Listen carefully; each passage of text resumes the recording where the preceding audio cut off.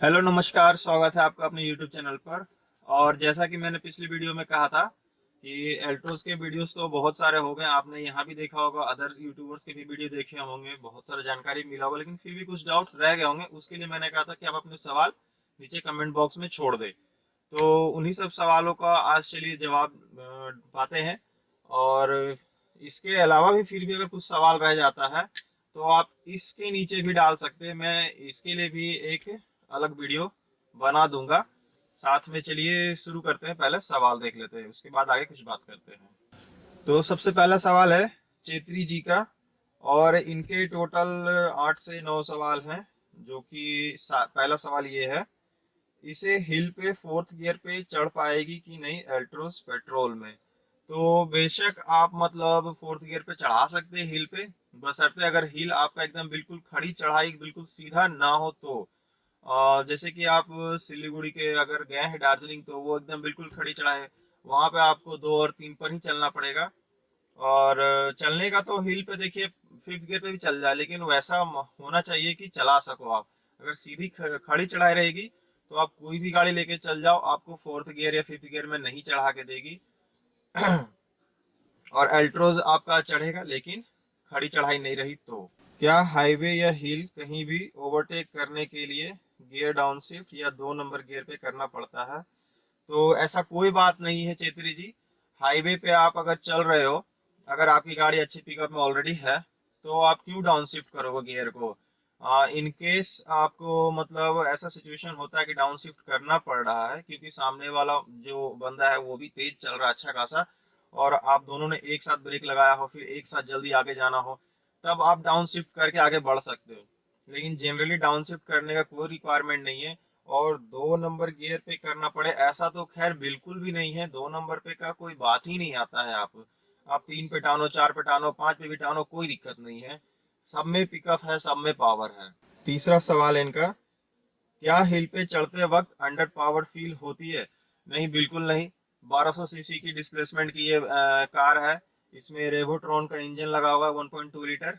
आपको बिल्कुल भी मतलब अंडर पावर फील नहीं होता। ये तो इतना हवा बना के रख दिया गया ना यूट्यूब में, अगर किसी ने बोल दिया कि हाँ भाई ये तो ग्राउंड क्लियरेंस बहुत कम है, इसका अंडर पावर है ये वो, बस सभी चालू हो गए।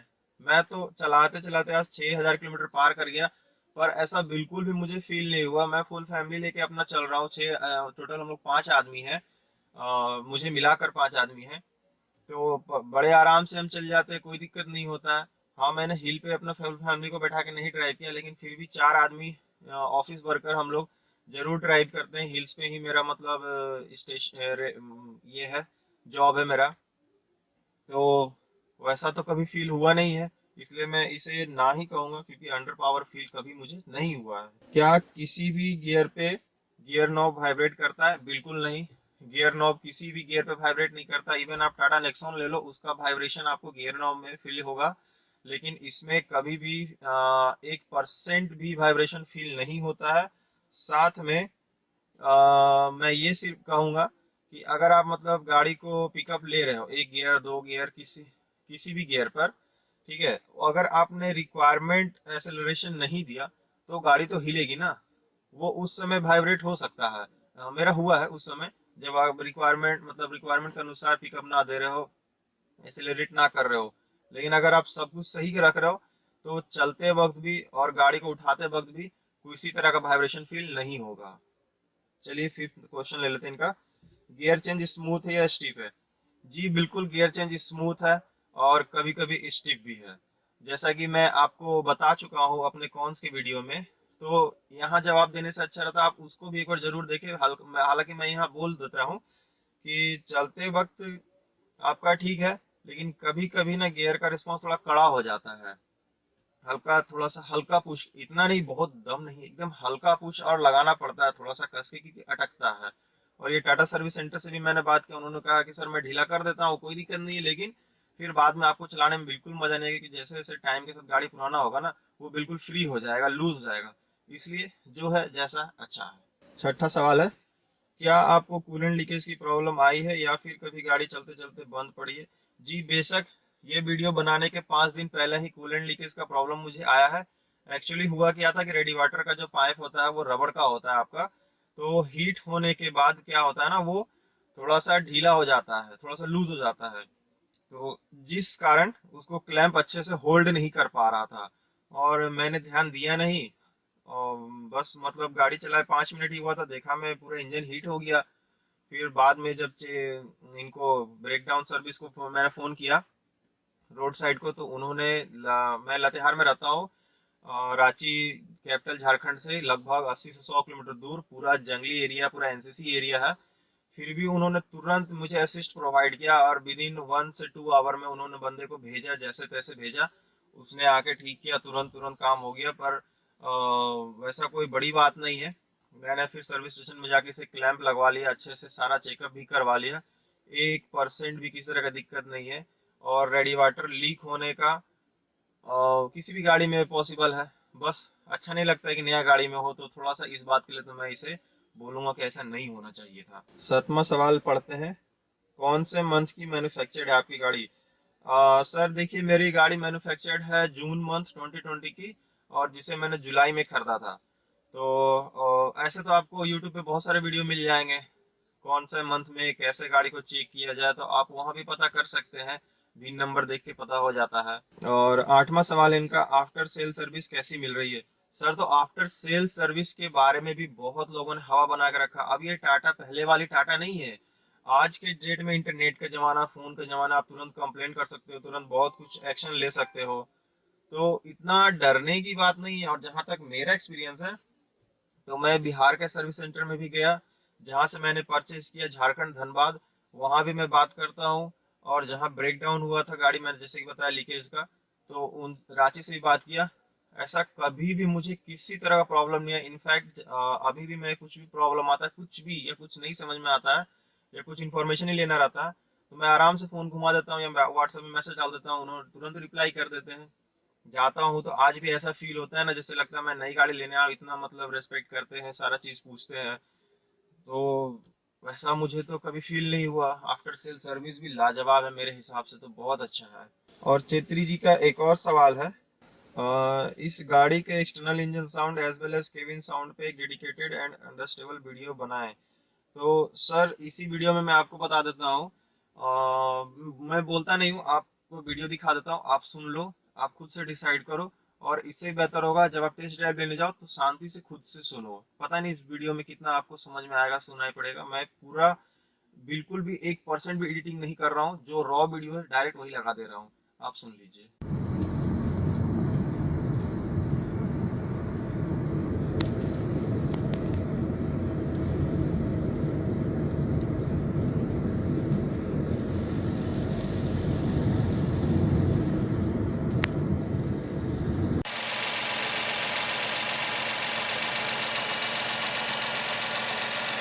सेम यही SRS जी का भी सवाल था, मतलब सवाल नहीं था, उन्होंने कहा था म्यूजिक नहीं होता तो प्रॉपर कार की साउंड पता चलती।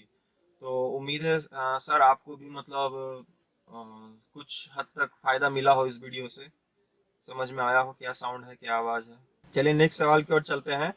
और कुछ सवाल तो ऐसे हैं ना, मतलब एकदम कॉमन सवाल जो मुझे फर्स्ट वीडियो से आज तक मिल रहा है, जैसे कि माइलेज के बारे में पूछते हैं और ग्राउंड क्लियरेंस के बारे में पूछते हैं। तो एक बार देख लेते हैं किन्होंने पूछा है। डॉक्टर ऋषिकेश मोंडलोई जी का सवाल है, आपकी गाड़ी माइलेज कितना देती है, वास्तविक अनुभव बताएं। तो देखिए, मेरी बात स्टार्टिंग में मैं आपको बताता हूँ, स्टार्टिंग से जब मैंने गाड़ी परचेज किया था, तब बिल्कुल रोना आता था। कभी कभी ऐसा लगता था कि मतलब मैं फंस गया क्या, इतना कम माइलेज, हाईवे पे 13 से 14 माइलेज देता था, जबकि मैं 60 से 70, इससे आगे कभी जाता ही नहीं था। तब भी वो भी इको मोड पे चलाता था हाईवेज पे, तब 13-14 माइलेज आ रहा था। उसके बाद शहर में तो मत पूछो, 7 से 9 के बीच, 10 के बीच यही माइलेज आ रहा था। पर जैसे जैसे गाड़ी का सर्विसिंग हुआ, गाड़ी चलना शुरू हुआ, गाड़ी का इंजन थोड़ा फ्री होना शुरू हुआ, तो आप यकीन नहीं करोगे, मैं MID का बता रहा हूँ, कोई ऐसा टेस्ट तो नहीं किया,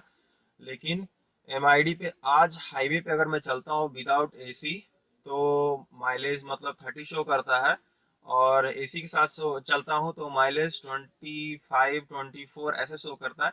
हालांकि ये 100% करेक्ट नहीं होगा, मुझे पता है, लेकिन मुझे डिफरेंस फिर भी फील हो गया, क्योंकि मैं रांची से अगर धनबाद ट्रेवल करता था तो लगभग मैं 1500 से 2000 का पेट्रोल इस्तेमाल करता था, ठीक है। लेकिन आज मैं वही ट्रेवल कर रहा हूँ तो आप यकीन नहीं करोगे, 800 से 1000 रुपए के बीच ही सिर्फ मेरा खर्च हो रहा है। मैं 1000 का पेट्रोल डलाता हूँ और फिर भी उसमें कुछ ना कुछ पेट्रोल बच ही जाता है, 2-3 लीटर। तो मैं वही बोल रहा हूँ, 800 से 1000 के बीच। तो डेफिनेटली माइलेज आज के डेट में मुझे बहुत अच्छा मिल रहा है। मैंने वीडियो बनाया है, वो मैं आपके लिए लगा दे रहा हूँ।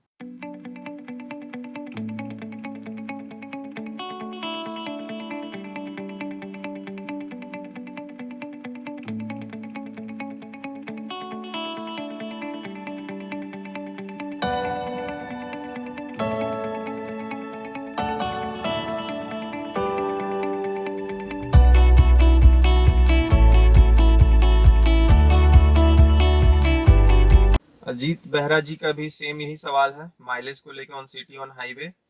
तो आई होप सो आपको क्लियर हो गया होगा। सिटीज पे अभी ऐसे मेरा माइलेज दे रहा है आपका 15 से 17 के बीच रख लो। अगर सब सही हो तो, और बम्पर टू बम्पर है तो 10 से आप 12-13 रख सकते हैं। और नेक्स्ट सवाल है रवि शर्मा जी का। इनका मतलब कहना है कि ये एल्ट्रोज लेना चाह रहे हैं पेट्रोल में, लेकिन थोड़ा सा घबरा रहे हैं कि ये इंजन नया है और क्या मतलब लेना सही रहेगा। तो देखिए, रवि जी से मेरा ऑलरेडी बात हो चुका था यूट्यूब पे, लेकिन फिर भी अदर्स जो मतलब यूट्यूब सॉरी अदर जो मतलब देख रहे होंगे आप वीडियो, तो उनके लिए मैं कहना चाहूंगा कि बेशक न्यू इंजन है रेवोट्रॉन का, लेकिन ये रेवोट्रॉन का इंजन टाटा अपने ट्रक्स में भी इस्तेमाल करता है, और ये 3 सिलेंडर 4 सिलेंडर 8 सिलेंडर सब में आ रहा है। तो डरने की कोई बात नहीं है। टाटा जैसी बड़ी कंपनी अगर कुछ खर्च कर रही है, कुछ नया इंट्रोड्यूस कर रही है, तो वो अपने आप को गिराने के लिए आज के डेट में तो बिल्कुल ही नहीं करेगी। अब पहले वाली बात तो है नहीं कि कुछ भी कर लेना, कुछ भी चल जाना, क्या पता चलना। आज तो अगर थोड़ा सा भी गलती किसी गाड़ी में निकलती है ना, तो नेट का जमाना, तुरंत पता चल जाता है। तो आप बिल्कुल बेफिक्र होके लें। टाटा भरोसेमंद कंपनी थी, कंपनी है और कंपनी रहेगी। अम, देखिए, एक वही सवाल अंडर पावर के हमेंद्र सैनी जी ने पूछा था, तो आई होप सो सर आपको भी जवाब मिल गया हो। इमानी नागा राजू रेड्डी जी ने भी एक सवाल पूछा था जेन्युइन माइलेज के लिए, तो सर आपको भी आई होप सो मिल गया होगा। ये कॉमन क्वेश्चन मुझे पहले वीडियो से मतलब सवाल इस तरह के आ रहे हैं। एक सवाल है जुबेर शरीफ जी का, अप हिल में फर्स्ट गियर का पिकअप कैसा है, specially first gear pickup in bumper to bumper traffic in up hill when AC is turn on. तो देखिए जुबेर जी, सबसे पहले बात तो मैं आपको बताना चाहता हूँ कि कभी भी आप हिल पे चला रहे हो, पहाड़ों पे चला रहे हो, तो एसी ऑन करके ना चलाएं, क्योंकि आपका एसी बहुत पावर खींचता है। और आप अगर पहाड़ों पे चल रहे हो एसी में चलाकर, तब तो आपको इंजन को डबल मेहनत करना पड़ता है, जिससे आपका इंजन का लाइफ भी घटता है, प्लस आपको पावर का कमी तो फील होगा उस समय। और बेहतर यही होगा कि आप ना इस्तेमाल करें, इसलिए नहीं कि पावर कम फील होगा, इसलिए आपका गाड़ी का लाइफ बढ़ेगा। गाड़ी कोई भी हो, आप कोई भी कार इस्तेमाल कर रहे हो, आपको हिल पे चलने समय अपने एसी को ऑफ रखना चाहिए। मैं 8 साल से ड्राइव कर रहा हूँ, मेरे जितने भी भाई हैं, मतलब जो भी सलाह देते हैं, या जो भी ड्राइवर्स गाड़ी चलाने आते हैं टेम्पररी मेरी गाड़ियों को, तो सभी से मैं यही पूछता हूँ क्या अच्छा रहे, क्या अच्छा रहे, सजेशन हमेशा मैं लेते रहता हूँ सबसे। तो सबका यही कहना है कि हिल्स पर नहीं चलाना चाहिए। आपको दिक्कत होगा उसमें, गाड़ी में दिक्कत होगा, परफॉर्मेंस में दिक्कत होगा, माइलेज में दिक्कत होगा, इंजन लाइफ घटेगा, बहुत सारा बात है। तो सबसे पहले तो इस चीज का ध्यान रखिएगा। और जहां तक सवाल है आपका फर्स्ट गियर का पिकअप कैसा है, तो देखिए फर्स्ट गियर आप कोई सी भी गाड़ी उठा लो, फर्स्ट गियर तो ऑब्वियसली है, फर्स्ट गियर पावर पिकअप के लिए ही होता है आपका, फर्स्ट एंड सेकंड। तो टेंशन की कोई बात नहीं, कितना भी हिल पे रहो, कितना भी बम्पर टू बम्पर ट्रैफिक में रहो, कोई दिक्कत की बात नहीं है। आप बेझिझक कहीं भी ले जाओ, कहीं भी चलाओ, मैं अपने एक्सपीरियंस से कह रहा हूँ। और नहीं फिर भी अगर आपको शक है तो एक बार आप टेस्ट ड्राइव इसका जरूर करें। अमित दुबे जी का सवाल है, सर ऑन रोड कितने में पड़ी थी। इस पे आपको अच्छा हुआ ये सवाल आ गया, मैं कुछ इन्फॉर्मेशन भी देना चाहता हूँ। सर पहले तो मेरा on road price total screen पे लगा ही देता हूँ, सबसे अच्छा, ध्यान में थोड़ा सा नहीं रहता है, आप ये देख लो। और अभी मैं आपको करंट बताना चाहता हूँ कि डीजल में, एल्ट्रोस डीजल में आपको एक्सी वेरिएंट, बेस वेरिएंट छोड़कर बाकी सभी वेरिएंट पे 40,000 रुपये मतलब ड्रॉप किए गए हैं। तो अगर आप डीजल प्लान कर रहे लेने का, तो यही टाइम है, ले सकते हैं। साथ में अगर आप पेट्रोल वर्जन प्लान कर रहे लेने का, तो ये सोच रहे हैं कि डीजल में घटा है तो पेट्रोल में घटेगा, तो बिल्कुल नहीं। मैंने अच्छी तरह से बात किया, सब कुछ समझा इस बात को।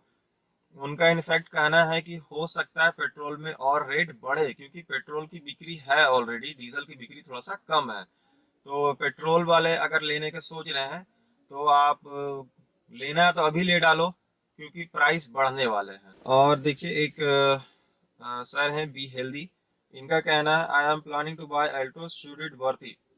तो देखिए ये सवाल भी बहुत कॉमन है, मतलब ये सवाल भी मुझे स्टार्टिंग से आ रहे हैं सूर्य वर्ड का। तो बिल्कुल वर्दी है, थॉर की तरह वर्दी है, आप कोई टेंशन नहीं है। आप पैसा अगर इतना कम पैसा में आप देख लो, 14-15 लाख की रेंज की गाड़ी इतना कम पैसा में मिल रही है विद 5 स्टार रेटिंग, आप तो आंख बंद करके लेना चाहिए। ये तो सवाल बनना ही नहीं चाहिए किसी को। मैंने मतलब मेरे घर में बलेनो भी है, अपनी नहीं है, भाई साहब की है, बहुत कोई की है, hyundai की भी है। मतलब 3-4 कंपनियां की गाड़ी है, सभी मैंने चला के रखी है, सब कुछ देखा। पर मैं डेफिनेटली कह सकता हूँ जो मजा मुझे एल्ट्रोज में आ रहा है, जो सेफ्टी मुझे एल्ट्रोज में फील हो रहा है, या इतना कम प्राइस में आपको 8 से 9 लाख में कौन इतना कुछ देता है आपको। यही सारे चीज अगर आप क्रेटा लेने जाओगे ना, तो आपको मिलेगा 14 से 15 लाख देना पड़ेगा, तब आपको मिलेगा। तो आप सोच लो, सिर्फ अगर आपको एक प्रॉब्लम आती क्या, टाटा टाटा सही है या गलत है? मेरे भाई जब तक आप ट्राई नहीं करेंगे आपको पता कैसे चलेगा? क्यों दूसरे की सुनते हो, कुछ अपना सुनो। और सबसे बेहतर है कि टेस्ट ड्राइव लो, किसी एक्सपीरियंस बंदे को पकड़ो। पुराना नहीं, पुराना पकड़ोगे सीधे यही बात बोलेगा, ना ना ना टाटा नहीं, टाटा नहीं। तो बिल्कुल इन सब चक्कर से दूर रहिए।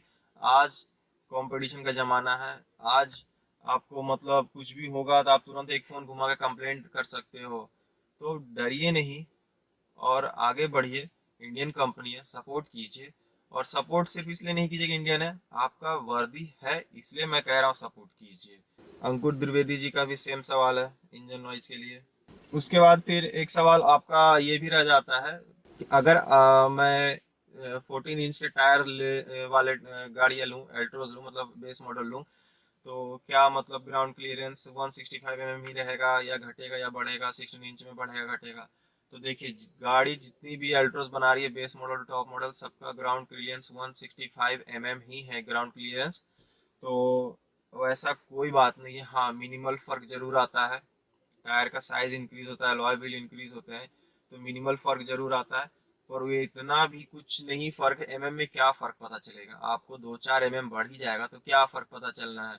आपका बलेनो 170 mm है, 165 mm में क्या फर्क पता चल जाएगा? जहाँ बलेनो जाती है वहाँ ये भी जाती है, तो कोई दिक्कत की बात ही नहीं है। आप 14 इंच वाले लो या 16 इंच वाले लो, आप शौक से उसे अपग्रेड कर सकते हो अच्छा गुड लुकिंग के लिए।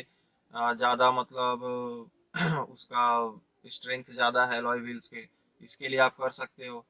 हाँ, थोड़ा बेनिफिट जरूर हो जाएगा ग्राउंड क्लियरेंस को लेके, लेकिन वो मिनिमल है, उसको इसके लिए आप टेंशन मत लो। तो आपको अगर नहीं पता है तो इसमें चाइल्ड सेफ्टी लॉक भी आता है, और उसे कैसे करना है ये चीज़ मैं आपको दिखा दूंगा एक सेफ्टी का वीडियो में। और एल्ट्रोस का मतलब मैं एक सेफ सारे सिक्योरिटी फीचर्स के बारे में एक वीडियो में बनाना चाहता हूँ, जिसमें आपको अच्छे से इसके सारे सिक्योरिटी फंक्शंस के बारे में पता चले। तो बेशक इसमें चाइल्ड सेफ्टी लॉक है, और बच्चे चाहकर भी इसे नहीं खोल सकते हैं, ऐसा लॉक है। तो आप बेझिझक इस बात के लिए टेंशन फ्री रहिए, किसी शायद ही किसी ने आपको बताया होगा। और जहाँ तक दूसरा है एडवाइस, तो जब भी आप गाड़ी को स्टार्ट करें अपना एल्ट्रोस को, तो इसमें ना आपका 1000 RPM पे एनी टाइम ही रहता है। ठीक है, आपको मैं वीडियो दिखा देता हूँ, आप देख लो। यहाँ जैसे कि आप देख सकते हैं कि ये 1000 RPM पे रहता है एनी टाइम, स्टार्ट जैसे ही होता है। हाँ, तो गाड़ी स्टार्ट करते के साथ ही पिकअप बिल्कुल नहीं दे, क्योंकि ये 3 सिलेंडर इंजन है। और जनरली थोड़ा सा आप इसको 1 1 मिनट 30 सेकेंड ऐसा कुछ दें टाइम, ताकि आराम से सारे इंजन मोबिल ऑयल को अपने आराम से चारों तरफ स्प्रेड कर सके। अगर आपने तुरंत एक्सीलरेट करना शुरू कर दिया ना, तो ऐसा भी मैंने 1-2 केस देखा है कि चेम्बर जो होता है ना वो फट जाता है। आप शायद ट्रस्ट नहीं करोगे, लेकिन ये बात बिल्कुल सही है। अभी गाड़ी थोड़ा सा हीट भी नहीं हुआ, तुरंत आपने स्टार्ट किया, पिकअप देना शुरू कर दिया उसे इंजन हीट करने के लिए, तो उसमें कितना टाइम मैंने ऐसा देखा चेम्बर भी फट जाता है। तो ऐसा ना करें, आप स्टार्ट करें, छोड़ दें, ऑटोमेटिक ये मतलब आपका हीट अप हो जाएगा। ऑटोमेटिक ये सारा अपना इंजन ऑयल सभी तरफ ये कर लेगा और कुछ करने की आपको ज़रूरत नहीं है। लास्ट मैंने एक स्कॉर्पियो की वीडियो बनाई है ऑनर्स रिव्यू के लिए, 9 इयर्स का एक्सपीरियंस है उन्हें, तो आप वो वीडियो प्लीज़ देखें, प्लीज़ इस पे रिस्पॉन्स डालें अपना, जैसा बाकी अल्टोस की वीडियो पे डालते हैं, तो मतलब अच्छा लगेगा।